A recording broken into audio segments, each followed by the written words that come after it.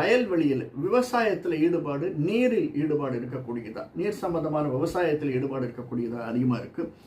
அதுக்கடுத்து அந்த விவசாயம் அப்படின்னா நீர் சம்பந்தது, நிலம் சம்பந்தப்பட்டதுனால நமக்கு நெருப்பு, நிலம், அதனால் நமக்கு சில சந்தர்ப்பங்களில் நம்மளுடைய தசாநாதனை பொறுத்து அல்லது மற்ற கிரகங்களை பொறுத்து ரியல் எஸ்டேட் துறையில் வேலை செய்பவர்களாக, அதில் ஈடுபடுபவர்களாக அல்லது கன்ஸ்ட்ரக்ஷன் துறையில் ஈடுபடுபவர்களாக இருப்பதற்கு சான்சஸ் அதிகமாக இருக்குது.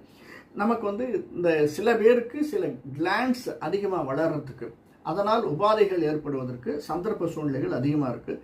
இஎன்டி அப்படின்னு சொல்லுவோம், இயர், நோஸ், த்ரோட், அந்த விஷயமாக நமக்கு பிரச்சனைகள் வருவதற்கு சான்சஸ் அதிகமாக இருக்கின்றது.